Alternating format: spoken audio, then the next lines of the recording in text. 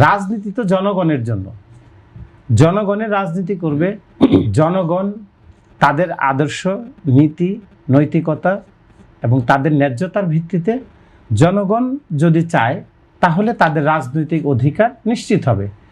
আসলে আলাদা করে রাষ্ট্র রাজনীতি করবার জন্য সিকিউরিটি দিবে এইভাবে কোনো রাজনৈতিক দল গড়ে ওঠে না, এবং এইভাবে একটি রাজনৈতিক দলের বিকাশও হয় না।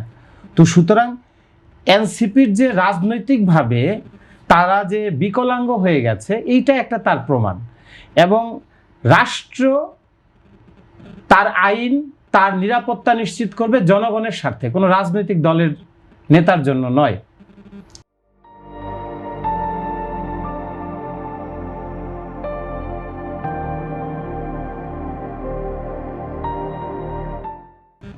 আরেকটি যে বিষয় আপনি বললেন যে এনসিপি বাংলাদেশের রাজনীতিতে প্রাসঙ্গিক থাকার কারণে, আমার তা মনে হয় না। কারণ রাজনীতিতে প্রাসঙ্গিক থাকার জন্য কাজ এবং সততার দরকার, নীতি নৈতিকতার সাথে যুক্তি এবং তর্কের সাথে সমাজ কাঠামো বিনির্মাণের একটি সুদূর প্রসারী বয়ান তৈরি করা দরকার। আরেকটি জিনিস দরকার যে রাষ্ট্রে যে আইনি ব্যবস্থা জারি আছে সেই আইনি কাঠামোর প্রতি শ্রদ্ধাশীল থেকে ন্যায্য দাবি দেওয়ার মাধ্যমে একটি বয়ান তৈরি করা।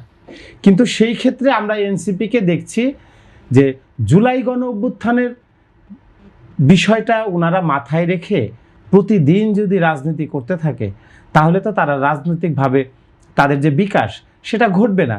কারণ জুলাইয়ের চেতনাটা ছিল গত 13 বছরে ঘটে যাওয়া অন্যায্যতার একটি দলিলপত্র, যেইটার উপর বেস করে প্রত্যেকটা মানুষ তার ব্যক্তিগত এজেন্ডার কারণে কিন্তু রাস্তায় নেমেছে।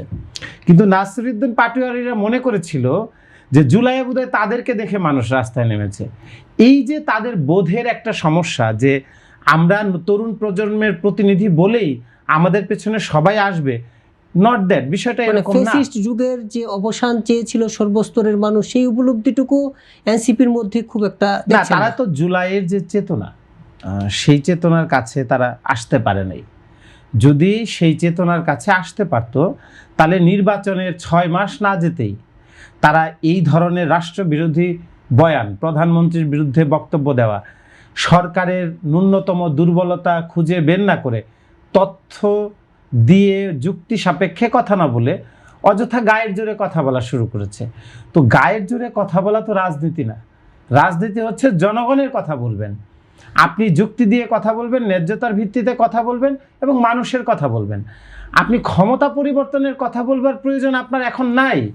ক্ষমতা পরিবর্তন জনগণ করবে এবং ক্ষমতা পরিবর্তনের জন্য একটি নির্বাচনী কাঠামো আছে। সুতরাং আপনি ক্ষমতাকে চ্যালেঞ্জ করতে পারেন না, আপনি সরকারের নীতিকে চ্যালেঞ্জ করতে পারেন। কিন্তু এই যে মব সৃষ্টিকারী যে চরিত্র তাদের ভেতরে তৈরি হয়েছে, সত্যিকার অর্থে এই চরিত্র থেকে এনসিপির নেতাদের বের হয়ে আসতে হবে।